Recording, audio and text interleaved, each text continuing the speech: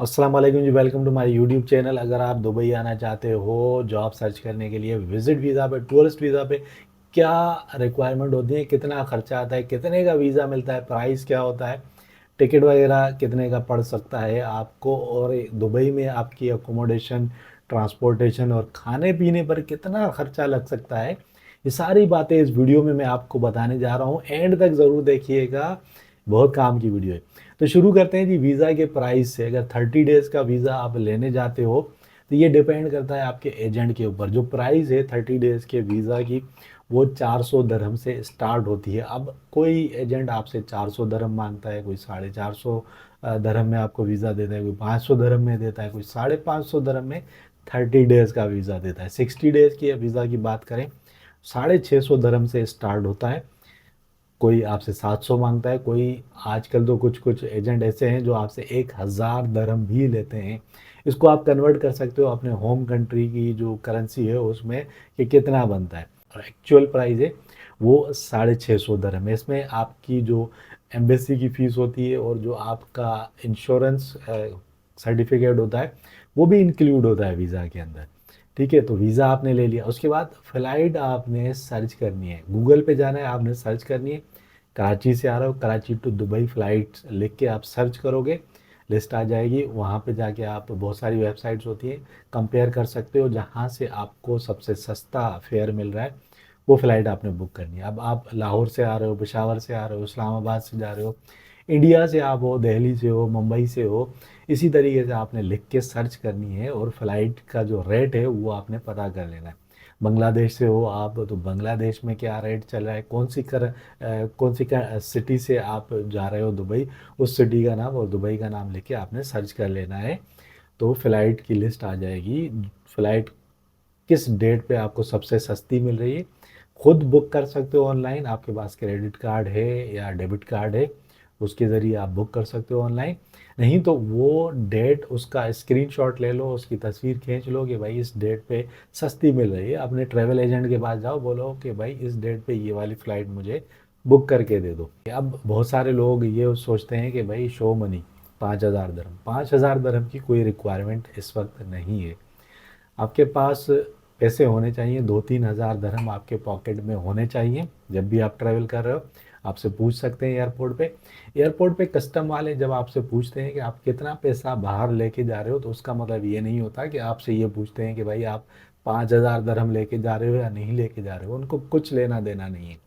ठीक है, उनका मकसद ये होता है कि कोई बंदा मनी लॉन्ड्रिंग तो नहीं कर रहा, ज़्यादा पैसा तो मुल्क से बाहर नहीं लेके जा रहा। एक लिमिट होती है, जैसा कि इस टाइम पाकिस्तान ने $5000 की लिमिट लगाई है, वैसे $10,000 की थी, अब उस लिमिट को $5000 कर दिया है, या उसके इक्विवेलेंट कोई भी फॉरेन करेंसी है आपके पास, वो आप लेके जा सकते हो बगैर डिस्क्लोज किए।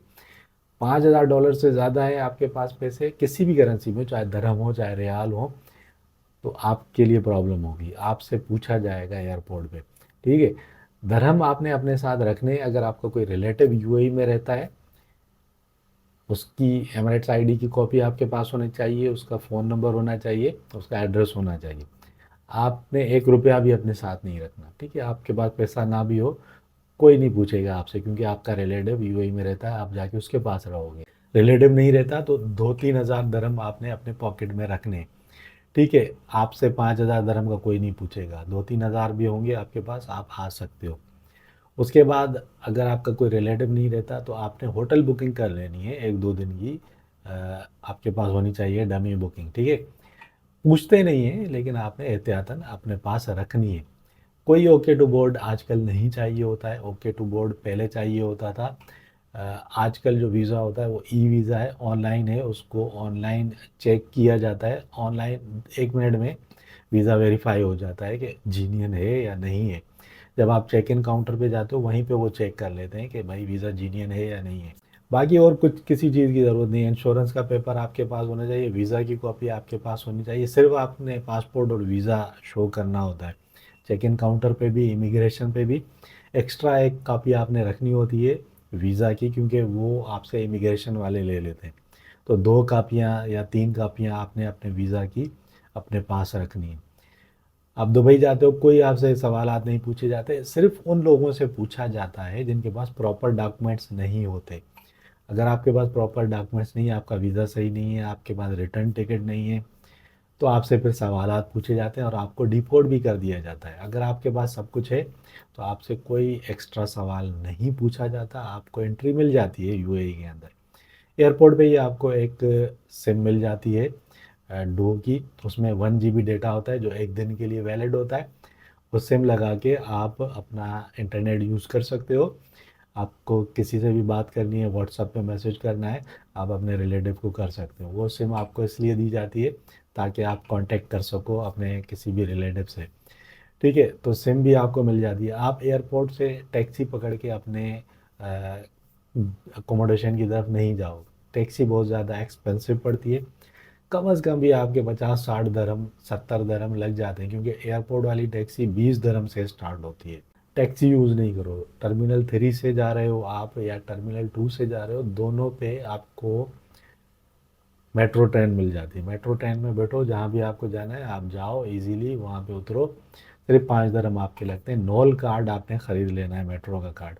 उसको आप किसी भी ट्रांसपोर्ट में यूज़ कर सकते हो। आरटीए की जितनी भी ट्रांसपोर्ट है, चाहे बस हो गई, चाहे वाटर बस हो गई, वाटर टैक्सी हो गई, उनमें आप उसको यूज़ कर सकते हो। मेट्रो में भी यूज़ कर सकते हो। अकोमोडेशन की बात करते हैं। अगर तो आपके रिलेटिव रहते हैं, आपने उनके पास जाके रहना है तो कोई मसला नहीं।